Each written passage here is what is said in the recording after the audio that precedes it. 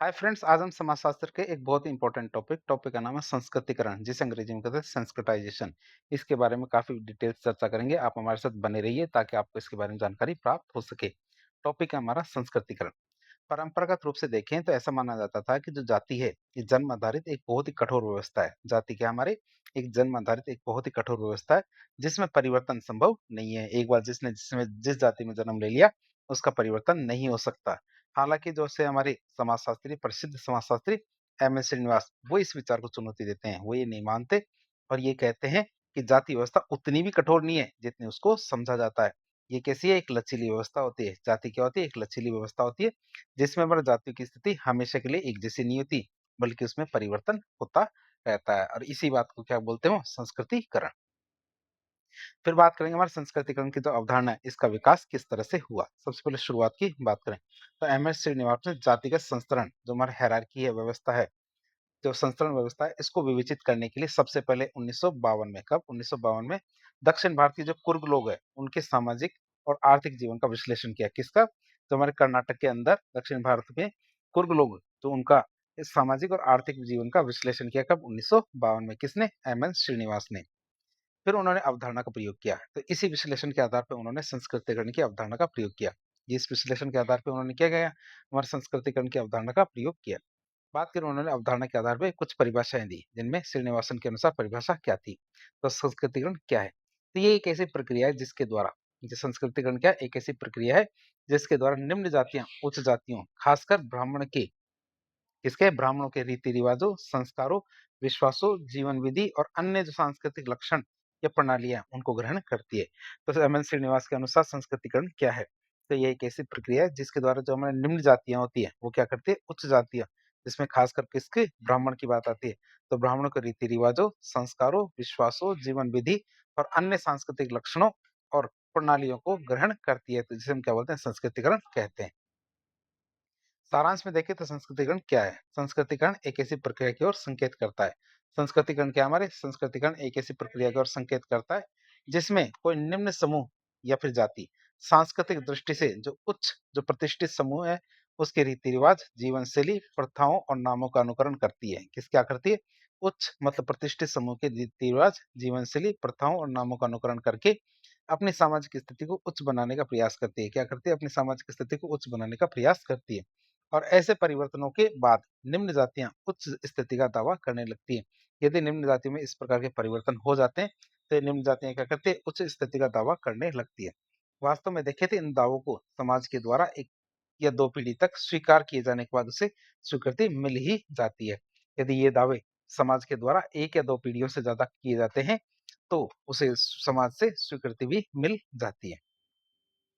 MS. Srinivas ने उच्च जातियों में ब्राह्मणों के अतिरिक्त हमारे क्षत्रिय और वैश्य, क्या क्षत्रिय और जो वैश्य है, जिन्हें हम क्या बोलते हैं? द्विज जातियां कहते हैं, उनको भी शामिल किया है।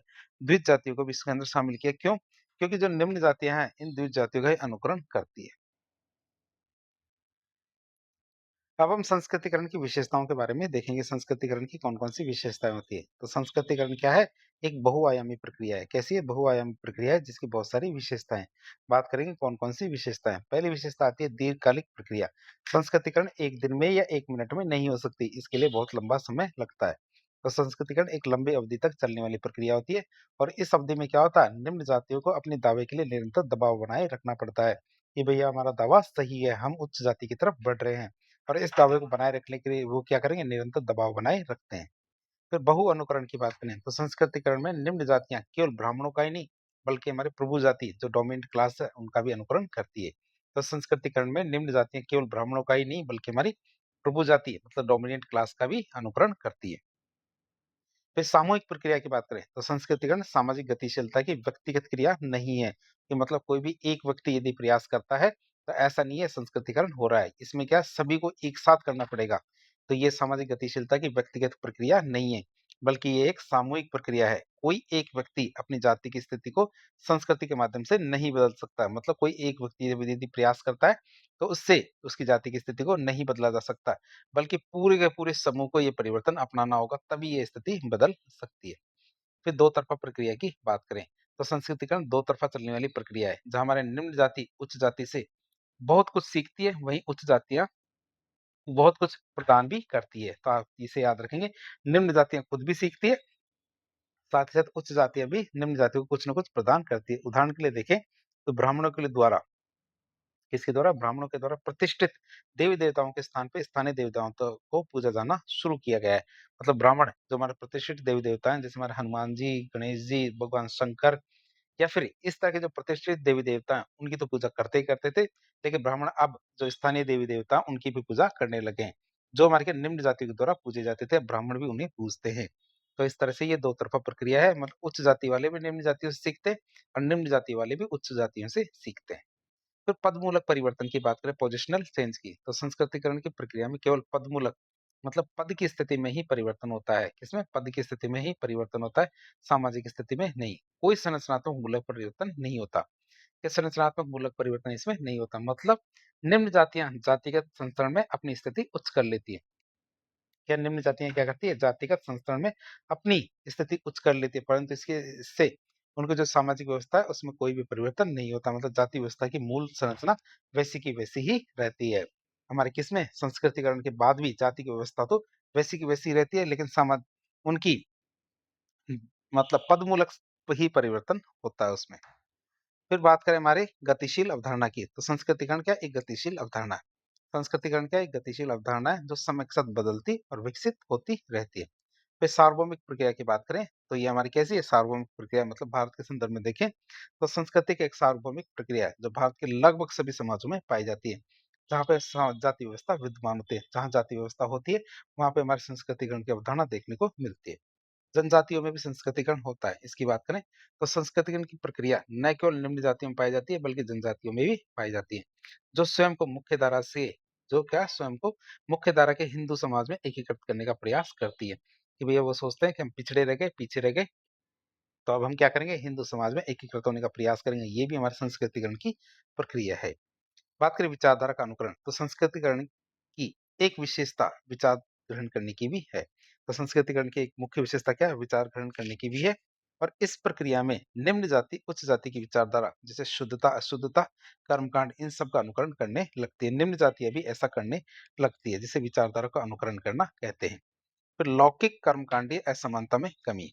इस संस्कृतिकरण के फलस्वरूप क्या होता है? लौकिक मतलब सांसारिक कर्मकांडीय स्थिति में क्या हमारी लौकिक और जो हमारी कर्मकांडी स्थिति है, इसके मध्य में पाई जाने वाली असमानता को दूर करने का प्रयास किया जाता है। अब हम देखेंगे एक नया कॉन्सेप्ट आता है हमारा डोमिनिएंट क्लास, जिसे प्रभु जाति की अवधारणा कहते हैं। कैमरन श्रीनिवास के अनुसार देखें तो किसी गांव में क्या प्रभु जाति की बात करें तो किसी गांव में आर्थिक और राजनीतिक दृष्टि से इससे आर्थिक और राजनीतिक दृष्टि से जो प्रभावशाली जाति है, जिसकी कर्मकांडी स्थिति उच्च हो, उसे हम क्या बोलते हैं? प्रभु जाति कहते हैं।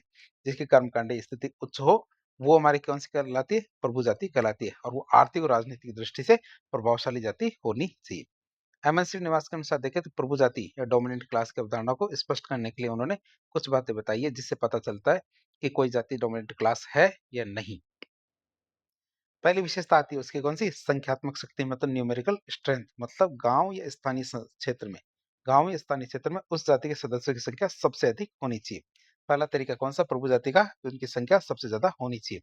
संख्यात्मक प्रभुत्व ही उसकी राजनीतिक शक्ति का आधार बनता है। संख्या में जितने ज्यादा होंगे, राजनीतिक प्रभुत्व उसका, राजनीतिक शक्ति उसकी उतनी ही ज्यादा होगी। दूसरी विशेषता आती है हमारी कौन सी? आर्थिक शक्ति, मतलब इकोनॉमिक पावर। उस जाति के पास अधिकांश कृषि योग्य भूमि होनी चाहिए। गांव में क्या? उस जाति के पास अधिकांश कृषि योग्य भूमि होनी चाहिए और कृषि अर्थव्यवस्था पर उसका नियंत्रण भी होना चाहिए। और ये अक्सर हमारे भूमि स्वामित्व से जुड़ा हुआ बिंदु है। तो राजनीतिक पावर की बात करें, पॉलिटिकल पावर की, तो स्थानीय पंचायत, गांव परिषद या फिर अन्य निर्णय लेने वाली संस्थाओं में उस जाति का प्रमुख प्रभाव होना चाहिए। तो आप इसे याद रखेंगे, स्थानीय पंचायत, गांव परिषद या फिर अन्य जो निर्णय लेने वाली संस्थाएं होती है, उसमें उस जाति का प्रमुख प्रभाव होना चाहिए। और उसके सदस्य अक्सर नेतृत्व की भूमिका निभाते हैं। उसके सदस्य हमारी क्या? इन राजनीतिक शक्ति के अंदर नेतृत्व की भूमिका निभाते हैं।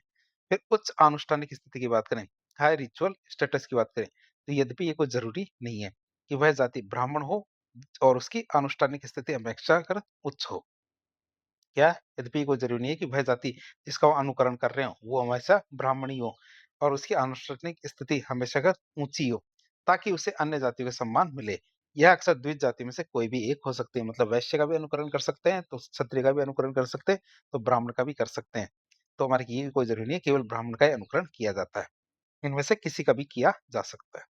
फिर पश्चिमी शिक्षा और सरकारी नौकरी की बात करें, पश्चिमी शिक्षा और सरकारी नौकरी की बात करें, western education and government jobs की। तो आधुनिक संदर्भ में देखें तो पश्चिमी शिक्षा प्राप्त करने और सरकारी नौकरियों में प्रतिनिधित्व प्राप्त करने वाली जाति भी प्रभु जाति बन सकती है। या आधुनिक संदर्भ में देखें तो हमारे पश्चिमी शिक्षा प्राप्त करने वाली मतलब विदेशों में अध्ययन करने वाली और जो सरकारी नौकरी करने वाली जो जातियां हैं वो भी हमारी प्रभु जाति बन सकती है। क्यों?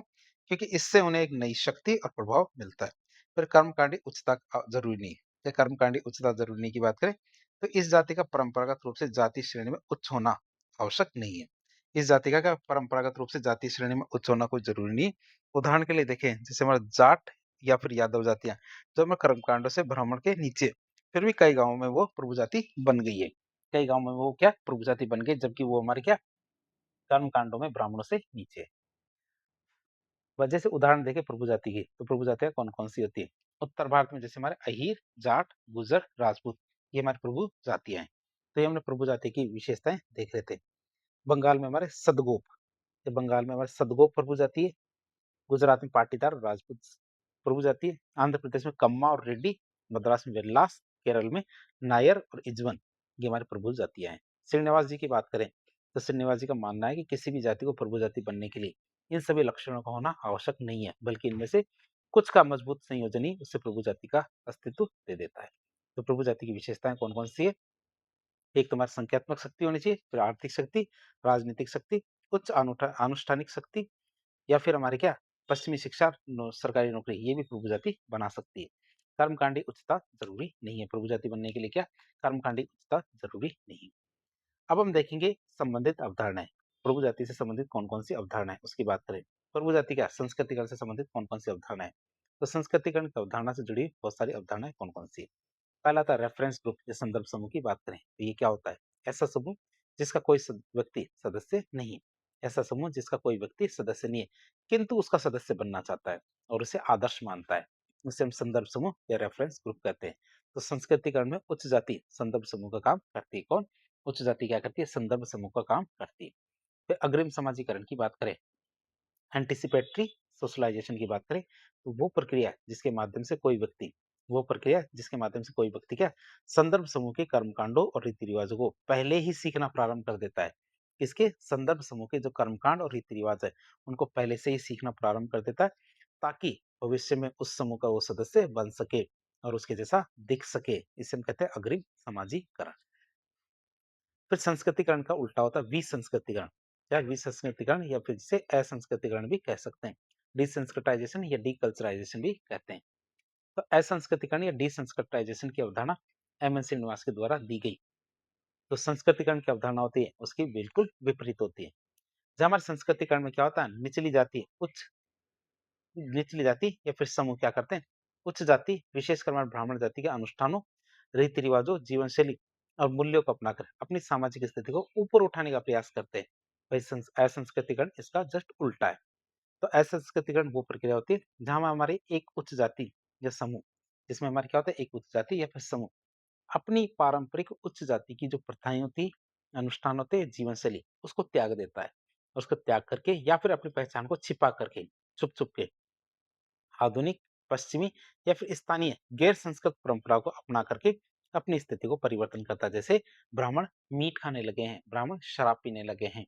ये हमारे क्या अपनी पहचान को छिपा करके या फिर अपनी जीवन शैली अनुष्ठान और प्रथाओं को त्याग करके अपनी क्या नीचे स्तर की जो संस्कृति है उसको अपनाने का प्रयास करते हैं। और ये अक्सर तब होता है ये कब होता है ये अक्सर तब होता है जब उच्च जाति को ऐसा लगता है कि उनकी पारंपरिक पहचान उनके लिए किसी प्रकार का नुकसान पैदा कर रही है। क्या कि जो उनकी पारंपरिक पहचान है उनके लिए किसी प्रकार का नुकसान कर रही है। जैसे आरक्षण लाभों से वंचित होना क्यों क्योंकि उनकी जाति या उनकी स्थिति उनको आरक्षण के लाभों से वंचित रख रही है या फिर आधुनिकता के साथ तालमेल बिठाने में उन्हें कठिनाई हो रही है। तो हमारे शहरीकरण पश्चिमीकरण और विशेष रूप से देखें तो राजनीतिक लाभ पाने की इच्छा के कारण हो सकता है। उदाहरण के लिए देखें जैसे मद्य मतलब शराब और मांसाहार सेवन जो पारंपरिक रूप से ब्राह्मणों के लिए वर्जित था कि भाई वो मांस नहीं खाएंगे और शराब नहीं पिएंगे या फिर सरकारी लाभ प्राप्त करने के लिए खुद को जबरदस्ती पिछड़ा बताना या ब्राह्मण वर्ग के द्वारा या फिर उच्च वर्गों के द्वारा खुद को जबरदस्ती पिछड़ा प्रदर्शित करना किसके लिए आरक्षण पाने के लिए। तो ये हमारे क्या असंस्कृतिकरण कहलाएगा। अब बात करते हैं पुनर्संस्कृतिकरण किससे कहेंगे, रीसंस्कृताइजेशन किससे कहेंगे। तो पश्चिमी शिक्षा और मूल्यों के परिणाम स्वरूप, क्या पश्चिमी शिक्षा और मूल्यों के परिणाम स्वरूप जागृति आने पे भारतीय लोगों के द्वारा पश्चिमी संस्कृति को छोड़कर, पहले भारतीय संस्कृति थी, उन लोगों ने पश्चिमी संस्कृति को अपनाया। अब पश्चिमी संस्कृति को छोड़कर वापस पुनः भारतीय संस्कृति को अपनाने की जो प्रक्रिया होती है उसे पुनः संस्कृतिकरण कहते हैं। भारतीय संस्कृति थी मतलब लोगों को लगा कि भारतीय संस्कृति खराब है, तो उन्होंने एक पश्चिमी संस्कृति को अपनाया। फिर लास्ट में उन्हें पता चलता है भारतीय संस्कृति ही अच्छी थी, तो उन्होंने क्या पश्चिमी संस्कृति को छोड़ा और भारतीय संस्कृति को दोबारा से अपनाया। इसे हम कहते हैं पुनर्संस्कृतिकरण। और ये अपनी जड़ों की ओर लौटने का एक सांस्कृतिक आंदोलन है। ये हमारे क्या अपनी जड़ों की तरफ लौटने का एक सांस्कृतिक आंदोलन है। फिर आता है परसंस्कृतिकरण। क्या परसंस्कृतिकरण की बात करें तो परसंस्कृतिकरण क्या है, तो परसंस्कृतिकरण का मतलब है एक सामाजिक समूह से दूसरे सामाजिक समूह में, क्या एक सामाजिक समूह से दूसरे सामाजिक समूह में सांस्कृतिक तत्वों का प्रसारण और हस्तांतरण। क्या सांस्कृतिक तत्वों का प्रसारण और हस्तांतरण हमारे क्या कहलाता है, परसंस्कृतिकरण कहलाता है। कि एक सामाजिक समूह से दूसरे सामाजिक समूह में सांस्कृतिक तत्वों का प्रसारण या फिर हस्तांतरण क्या कहलाता है, परसंस्कृतिकरण कहलाता है। और परसंस्कृतिकरण के मामले में दोनों संस्कृतियां परस्पर प्रभावित होती है, जिससे जाता है जिससे में आता है, तो दोनों की दोनों संस्कृति क्या है, इससे प्रभावित होती है। और ये तभी संभव है जब लोग क्या नए गुणों स्वभावों को अपनाना चाहते हो। जब लोग क्या नए गुणों, जैसे हमारा पिज्जा पहले नहीं खाया जाता था लेकिन अब खाया जाता है। हमारी भारतीय संस्कृति में क्या बर्गर का भी कोई चलन नहीं था, लेकिन क्या है बर्गर का भी एक चलन चल गया है। तो हमारे क्या ये तभी संभव है जब लोग नए गुणों को या स्वभाव को अपनाना चाहते हैं और अपने पुराने स्वभाव और विशेषताओं को भी निरंतर बनाए रखना चाहते हैं। ये जैसे आज के लोग पराठे भी खाते हैं तो साथ ही साथ बर्गर पिज्जा भी खाते हैं, तो वो नए गुणों को और स्वभाव को भी अपना रहे हैं, लेकिन अपने पुराने स्वभाव और विशेषताओं को छोड़ नहीं रहे हैं। जिसे हम कहते हैं परसंस्कृतिकरण। आपसे याद रखेंगे। अब देखेंगे अर्जुन अप्पादुरई कि अर्जुन अप्पादुरई के द्वारा जो वैश्विक समाज के संदर्भ में सांस्कृतिक प्रवाह या सांस्कृतिक जो प्रवाह के स्वरूप थे उनके बारे में बताएं। बात करें परीक्षा में आ चुका कौन सा, अर्जुन अप्पादुरई के द्वारा जो वैश्विक समाज के संदर्भ में सांस्कृतिक प्रवाह है उसका क्या स्वरूप है। तो अर्जुन अप्पादुरई ने वैश्विक समाज में सांस्कृतिक प्रभाव को समझने के लिए 5 लैंडस्केप या स्केप्स की अवधारणा दी है, जो हमारे क्या सांस्कृतिक प्रवाह के विभिन्न आयामों को दिखाते हैं। जैसे एक होता है हमारा इथनोस्केप। इथनोस्केप मतलब प्रजाति का ही स्केप हो जाए, तो लोगों का वैश्विक प्रवाह, जैसे हमारे पर्यटक के रूप में एक देश से दूसरे देश में जाते हैं, प्रवासी, शरणार्थी, अतिथि, श्रमिक, इन सब का विभिन्न देशों या संस्कृति में आवागमन होता है, ये हमारे क्या एथनोस्केप कहलाता है। फिर टेक्नोस्केप की बात करें तो प्रौद्योगिकी का वैश्विक प्रवाह, जैसे हमारी यांत्रिक, इलेक्ट्रॉनिक, ये सूचना प्रौद्योगिकी का तेजी से प्रसार होना, जिससे नए नए वैश्विक संबंध बनते हैं। फिर आता फाइनेंशियल स्केप मतलब पूंजी का वैश्विक प्रवाह, मतलब मुद्राओं, स्टॉक, वस्तुओं या फिर अन्य जो वित्तीय संसाधन है उनका तीव्र और जटिल आवाजाही, ये हमारा फाइनेंशियल स्केप कहलाता है। चौथा आता मीडिया स्केप्स। मीडिया स्केप्स की बात करें तो छवियों या फिर सूचनाओं का वैश्विक प्रवाह, छवियों या फिर जो सूचनाएं होती है, जैसे हमारी मूवीज होती है, सॉन्ग्स होते हैं, इनका एक जगह से दूसरी जगह प्रभाव होता है। जैसे हमारा समाचार मीडिया, टेलीविजन, फिल्में, इंटरनेट, इनके माध्यम से जानकारी और इमेजरी का प्रसार होना। फिर आइडियो स्केप की बात करें तो विचारों और विचारधाराओं का वैश्विक प्रवाह, किसका, विचारों और विचारधाराओं का वैश्विक प्रवाह, जैसे हमारे लोकतंत्र, संप्रभुता, कल्याण, मानवाधिकार आदि जैसे हमारी जो राजनीतिक विचारधाराएं, अवधारणाएं, इनका विश्व भर में प्रसार होना। तो अर्जुन अप्पादुरई के द्वारा हमने देखे 5 जो सांस्कृतिक प्रसार है उनकी बात करें। इसमें आता है सबसे पहले इथनोस्केप, फिर टेक्नोस्केप, फिर फाइनेंशियल स्केप, फिर मीडिया स्केप, फिर आता है आइडियो स्केप। तो ये स्केप्स क्या आपस में जुड़े हुए हैं और एक दूसरे को प्रभावित करते हैं, जिससे क्या एक जटिल और गतिशील वैश्विक सांस्कृतिक परिदृश्य का निर्माण होता है। अब हम देखेंगे संस्कृतिकरण की प्रक्रिया को प्रोत्साहन देने वाले कौन कौन से कारण हैं, मतलब ऐसे कारक जो हमारे क्या संस्कृतिकरण की प्रक्रिया को बढ़ावा देते हैं। जैसे कई आधुनिक कारक असंस्कृतिकरण की प्रक्रिया को गति देते हैं। जैसे पहला कारक आता है संचार और यातायात साधनों का विकास। तो लोगों के बीच संपर्क बढ़ने से क्या होता है, लोगों के बीच संपर्क बढ़ने से क्या होता है, उच्च जातियों की जीवन शैली का अनुकरण करना आसान हो जाता है। कि जब हमारे दो लोग उच्च जाति और निम्न जाति के लोग आपस में मिलते हैं, उनके बीच में संपर्क बढ़ता है, तो उच्च जातियों की जीवन शैली का अनुकरण करना आसान हो जाता है। उनको पता लग जाता है कि कैसे उनके जैसा बना जाए। सभी जाति और वर्गों के लिए कर्मकांडी क्रियाओं में सुलभता, तो मंदिरों में प्रवेश होना शुरू हो गया, धार्मिक अनुष्ठानों में भागीदारी, इन सब की स्वतंत्रता क्या करती है, हमारी सांस्कृतिकरण की प्रक्रिया को बढ़ावा देती है। फिर राजनीतिक प्रोत्साहन की बात करें, कुछ हद तक राजनीतिक दलों के द्वारा या कुछ हद तक राजनीतिक दलों के द्वारा जातीय पहचान को बढ़ावा देना, इसको जातीय पहचान को बढ़ावा देना और राजनीतिक लाभ के लिए जातीय लामबंदी करना। क्या? राजनीतिक लाभ के लिए जातीय लामबंदी करना हमारे संस्कृतिकरण को बढ़ावा देता है। फिर बात करें संविधान के द्वारा, तो संविधान के द्वारा निम्न जातियों का संरक्षण। संविधान के द्वारा निम्न जातियों के संरक्षण की बात करें तो संवैधानिक प्रावधानों और कानूनों ने निम्न जातियों को सशक्त किया है या मजबूत किया है, जिससे वो उच्च जाति की तरफ बढ़ रहे हैं। पश्चिमीकरण और नगरीकरण के प्रभाव की बात करें तो शहरीकरण ने पारंपरिक जातीय बाधाओं को कम किया है। किसने? शहरीकरण ने पारंपरिक जो जातीय बाधाएं थी उनको कम किया है और सामाजिक गतिशीलता के अवसर बढ़ाए हैं। कानून और विधान के द्वारा संरक्षण की बात करें तो अस्पृश्यता का उन्मूलन जैसे कानूनों ने निम्न जातियों को भेदभाव से मुक्ति दिलाई है।